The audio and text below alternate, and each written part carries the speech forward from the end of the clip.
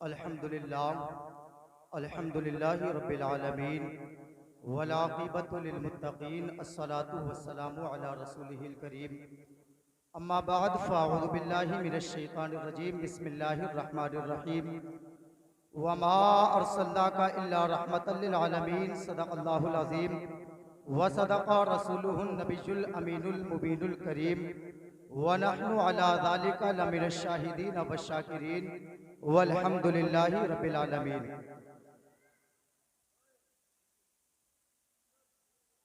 आला हज़रत अज़ीमुल बरकत मुजद्दिदी दीनो मिल्लत अश-शाह इमाम अहमद रज़ा खान फाज़िलुल बरेलवी इरशाद फरमाते हैं,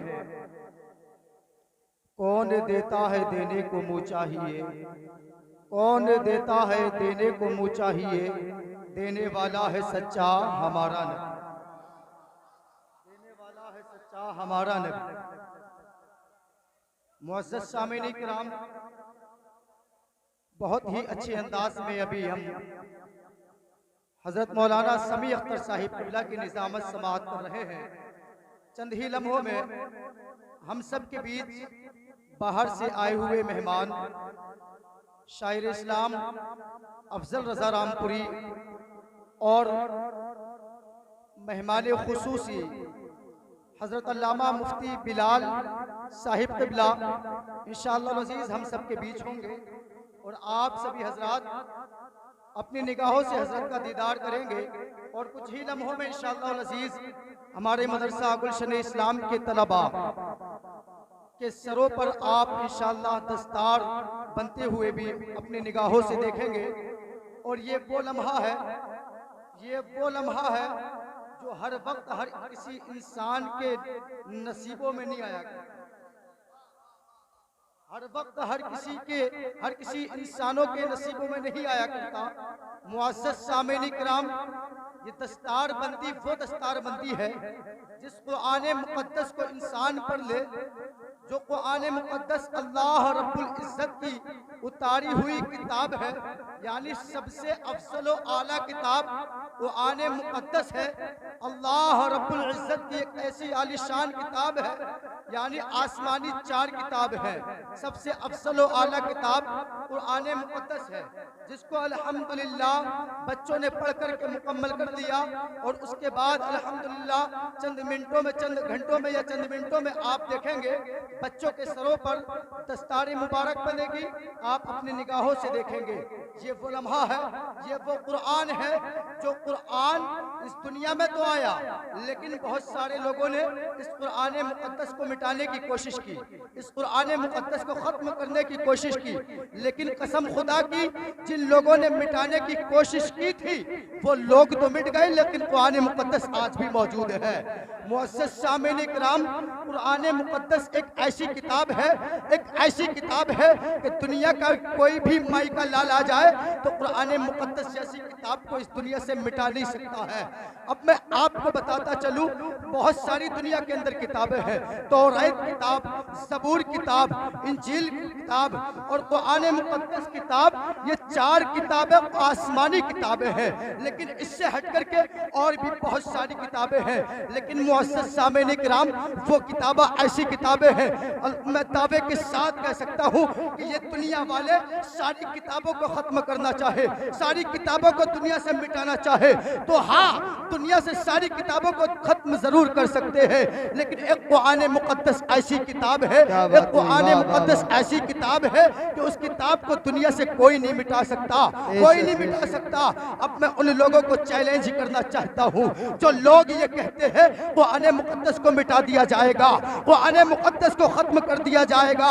आओ, तुम्हें मैं आज चैलेंज देता हूँ, आओ, ये कुरान मुक़द्दस जैसी किताब है, इस कुरान मुक़द्दस को उठाओ और किताबें लो, तौरात को उठा करके लेकर के आओ, ज़बूर को उठा करके लेकर के आओ, इंजील को उठा करके लेकर के आओ, और भी बहुत सारी किताबें हैं, गीता को उठा करके लेके आओ, और भी बहुत सारी किताबें हैं। और दुनिया की सारी मशहूर किताबें एक जगह पर जमा कर दो, और जमा करने के बाद दुनिया की सारी किताबें एक एक जगह पर बंद कर दो, एक बहुत सारी बड़ी जगह पर बंद कर दो और लोगों से कह दिया जाए 1 साल तक इन किताबों को खोला नहीं जाएगा। 1 साल या 10 साल या दुनिया में किसी वक्त भी इन किताबों को खोला नहीं जाएगा, इन किताबों को पढ़ा नहीं जाएगा, इन किताबों को बिल्कुल नहीं लाया जाएगा। मैं दावे के साथ कहता हूँ 1 साल लौट करके आएगा। और जब ये दुनिया वाले कहेंगे तो तौरात को पढ़ने वाले आओ, तो कसम खुदा की कोई पढ़ने वाला नजर नहीं आएगा। दुनिया वाले कहेंगे ज़बूर को पढ़ने वाले आओ, लेकिन कोई पढ़ने वाला नहीं आएगा। दुनिया वाले कहेंगे इंजील को पढ़ने वाले आओ, लेकिन कोई पढ़ने वाला नहीं आएगा। दुनिया वाले कहेंगे गीता को पढ़ने वाले आओ, लेकिन कोई पढ़ने वाला नहीं आएगा। लेकिन जब कहा जाएगा ए कुरान मुकद्दस को, ये लोगों कुरान मुकद्दस को पढ़ने वाले आओ, तो कसम खुदा की मैं इस स्टेज से कहना चाहूंगा कि कुरान मुकद्दस को पढ़ने के लिए किताब की जरूरत नहीं पड़ेगी, बल्कि हमारी ही बस्ती के 10 से 11 साल के बच्चे खड़े हो जाएंगे और खड़े होने के बाद कहेंगे किस चीज को तुम मिटाने की बात करते हो? तुम तौरात को तुमने बंद कर दिया, ज़बूर को तुमने बंद कर दिया, इंजील को तुमने बंद कर दिया, गीता को तुमने बंद कर दिया, कुरान मुकद्दस को तुमने बंद कर दिया। लेकिन सारी किताबों को पढ़ने वालों को तुमने बुलाया, लेकिन कोई नहीं आया।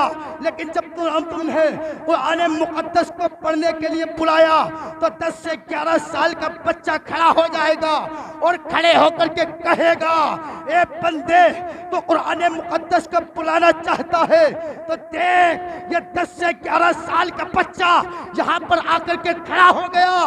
लोग कहेंगे तेरी उम्र 10 साल की है, लोग कहेंगे तेरी उम्र 11 साल की है, लेकिन यह कुरान मुकद्दस तू लाएगा कहाँ से? वो बच्चा कहेगा तो किताबों की बात करता है, कोई किताब को किसी के सीने में नहीं उतारा गया, लेकिन यह कुरान मुकद्दस ऐसी किताब है जिसको मेरे रब ने मेरे सीने में उतार दिया। और तू सुनना चाहता है तो सुन। बच्चा खड़ा होगा और खड़ा होने के बाद अलिफ लाम मीम से शुरू करेगा और फन्नास तक एक ही बैठक में मुकम्मल। नारे तकबीर, नारे रिसालत, मसलके आला हजरत अज़मते कुरान मजीद हजरत मौलाना फरियाद साहब किबला। नारे तकबीर और रिसालत। कुरान मुकद्दस ऐसी किताब है, दुनिया का कोई भी माइका ला जाए और कहे कुरान को मिटा दिया जाएगा, कुरान को खत्म कर दिया जाएगा। मैं दावे के साथ कहता हूँ कुरान को नहीं मिटा सकता। कुरान दुनिया में कल भी था, आज भी है, इंशाअल्लाह क़यामत तक रहेगा, क़यामत तक रहेगा। ये बच्चे ऐसे ही बच्चे नहीं, ये बच्चे ऐसे ही बच्चे नहीं। एक जगह पर कुरान को मिटाने की बात कही, कुरान को मिटाने की बात कही, अदालत लगी, जज फैसला सुनाने के लिए आया और कहा कुरान में ऐसे ऐसे लफ्ज है जो माशाअल्लाह लोगों को गुमराह कर रहे हैं। अल्लाहू अकबर। जज ने कहा कुरान को खत्म किया जाए, मिटाया जाए। तो उसी जगह से कोई ज्यादा बड़ा बच्चा नहीं, 8 साल का बच्चा खड़ा हुआ और खड़ा होने के बाद जज की आंखों में आंखें डाली और सीना तान करके बोला, जज फैसला सुनाने से पहले मेरी एक बात सुन ले। जज ने कहा क्या बात है? कहा तो दुनिया से कुरान मुकद्दस को तो खत्म कर सकता है, लेकिन मुझ जैसे सैकड़े बच्चों ने जो सीने में कुरान मुकद्दस बसा रखा है, तो उसको कैसे खत्म करे? वाह वाह वाह, क्या ये कौन कहता है? एक 8 साल का बच्चा, मेरी कौम का बच्चा खड़े होकर के कहता है, किसी आंखों में आंखें डाल करके जज की आंखों में आंखें डालता है, सीना तानता है और किसको चैलेंज कर रहा है? एक जज को चैलेंज कर रहा है। अल्लाहू अकबर। कुछ वकीलों ने कहा जज साहिब इसकी बातों पर यकीन न किया जाए, तो उस बच्चे ने उस वक्त कहा था जज तू यकीन कर या ना कर, लेकिन कुरान मुकद्दस को खोल ले, और खोलने के बाद मैं यहाँ पर खड़े होकर के तिलावत करता हूँ, सुन ले। अगर गलत पढ़ूं तो यकीन ना करना, सही पढ़ूं तो अपने फैसले को बदल दे। क्या बात है, वाह वाह। सही पढ़ूं तो अपने फैसले को बदल देना। मुअज़्ज़ज़ सामिन इकराम, कुरान मुक़द्दस एक ऐसी किताब है, एक ऐसी किताब है जिस किताब को 5 साल का बच्चा, जिस किताब को 7 साल का बच्चा, 8 साल का बच्चा सीख ले, पढ़ना सीख ले और उस किताब को समझ ले तो कसम खुदा की दुनिया का कितना ही बड़ा जज आ जाए, दुनिया का कितना बड़ा ही वकील आ जाए, दुनिया का कितना बड़ा ही ऑफिसर आ जाए और आने के बाद तुम लोगों को सताने की कोशिश करे तो मैं दावे के साथ कहता हूँ एक बड़ा इंसान उसकी आंखों में आंखें डाल करके बात नहीं करेगा। लेकिन इस बच्चे ने कुरान मुक़द्दस को समझा होगा, इसकी उम्र कुल 7 साल की होगी, तो यही बच्चा गांव में सबसे आगे बढ़ करके उस ऑफिसर की आंखों में आंखें डाल करके, क्या बात है भाई, वाह। आंखों में आंखें डाल करके बात करता हुआ नजर आएगा। मुअज़्ज़ज़ सामिन इकराम, कुरान मुक़द्दस एक ऐसी किताब नहीं कि बच्चों को पढ़ाया और मुकम्मल हो गई, नहीं। कुरान मुक़द्दस हमें और हमारे बच्चों को बहुत अच्छा पैगाम देती है, बहुत अच्छा पैगाम देती है और जो इस पर अमल कर लेता है तो कसम खुदा की कुरान मुक़द्दस एक ऐसी किताब है, उस बंदे को कुरान मुक़द्दस बुलंदियों पर भी पहुंचा देती है। कुरान मुक़द्दस एक ऐसी किताब है, उस बंदे को बुलंदियों पर भी पहुंचा देती है। बहुत सारे लोग हैं जो कुरान मुक़द्दस को पढ़ करके अल्हम्दुलिल्लाह बहुत बहुत बड़े ऑफिसर बन गए, बहुत बहुत बड़े लोग बन गए, बहुत बहुत बड़े इंजीनियर बन गए, बहुत बहुत बड़े डॉक्टर बन गए, बहुत बहुत बड़े वकील बन गए इस कुरान मुक़द्दस के बरकत से, इस कुरान मुक़द्दस को पढ़ करके, इस कुरान मुक़द्दस को समझ करके। क्यों? क्योंकि कुरान मुक़द्दस एक किताब है ही ऐसी जिसको बंदा समझ ले तो कसम खुदा की उसकी तकदीरें, उसका नसीब जाग जाता है, उसकी किस्मत खुल जाती है। देखिए कुरान मुक़द्दस ऐसी किताब है। मुअज़्ज़ज़ सामिन इकराम, एक बात कह करके अपनी तकरीर को मुकम्मल करता हूँ इंशाअल्लाह अज़ीज़। बहुत सारे उलमाए इकराम स्टेज पर जलवा कर हैं, इनको भी आपको समाअत करना है और मेहमान खुसूसी भी इंशाअल्लाह अज़ीज़ स्टेज पर जलवा कर होने वाले हैं। मुअज़्ज़ज़ सामिन इकराम, हम सब के बीच बहुत ही जल्द जश्न ईद मिलादुन नबी का प्रोग्राम आने वाला है।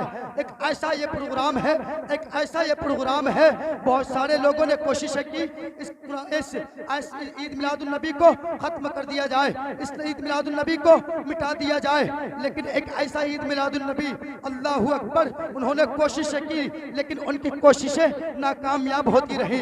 अल्लाह रब्बुल इज्जत कुरान मुक़द्दस में इरशाद फरमाता है, वमा अरसलनाका इल्ला रहमतल लिल आलमीन, ए महबूब हमने तुम्हें सारे जहान के लिए रहमतुल लिल आलमीन बना करके भेजा, तो क्यों ना हम खुशियां मनाएं, क्यों ना हम खुशियां मनाएं। क्यों? क्योंकि अल्लाह के रसूल सल्लल्लाहु ताला अलैहि वसल्लम को हमारे रब ने अल्लाहु अकबर कुरान मुक़द्दस में जिक्र फरमाया और कहा, ए महबूब हमने तुम्हें इस जहान के लिए रहमतुल लिल आलमीन बना करके भेजा है। हमारे नबी हमारे लिए कल भी रहमत थे, आज भी रहमत है, वो इंशाअल्लाह अज़ीज़ ता क़यामत तक रहमत बन करके रहेंगे। कुछ नजदीक, कुछ वहाबी इस पर फतवा निकालने की कोशिश करते हैं। एक वहाबी मैसेज डालता है व्हाट्सएप पर और डालने के बाद क्या लिखता है कि आप ईद मिलादुन नबी क्यों मनाते हैं। मैंने कहा जश्न ईद मिलादुन नबी हमारे नबी की विलादत का दिन है, हम इसलिए मनाते हैं। कहा विलादत का दिन है, कहा उस दौर में उस वक्त तो नहीं मनाया जाता था, उस दौर में उस वक्त में ये जश्न ईद मिलादुन नबी तो नहीं था। बोला नहीं था। मैंने उसके जवाब में दिया उस दौर में हज़रत, उस दौर में जश्न ईद मिलादुन नबी नहीं था। एक बात का आप जवाब दें कि उस दौर में आप थे, उस दौर में उसने कहा जश्न ईद मिलादुन नबी नहीं मनाया जाता था, नहीं था। मैंने कहा नहीं था तो मकसद क्या है। कहा जो उस दौर में नहीं था वो बिदअत है। मैंने कहा कि आप उस दौर में थे। बोला नहीं हम उस दौर में नहीं थे। मैंने कहा आज आप हैं। तो बोला हाँ हम आज हैं। तो मैंने कहा मिलाद उस दौर में नहीं था, आज है, तो वो बिदअत हो गया। उस दौर में नहीं था, आज तू है तो तू भी बिदअत हो, तू भी बिदअत हो गया। तू भी बिदअत हो गया, तू भी बिदअत हो गया, वही खामोश हो गया। मुअज़्ज़िज़ सामीन इकराम, बताने का मकसद कुछ और है। हम लोगों को इन लोगों से बचना चाहिए। अल्लाह रब्बुल इज़्ज़त की बारगाह में दुआ करता हूँ, अल्लाह रब्बुल इज़्ज़त हम सबको बहुत ही शौक और धूमधाम से जश्न ईद मिलादुन नबी मनाने की तौफीक अता फरमाए। आमीन। व आखिरु दावाना अनिल हम्दुलिल्लाहि रब्बिल आलमीन। अस्सलामु अलैकुम व रहमतुल्लाह।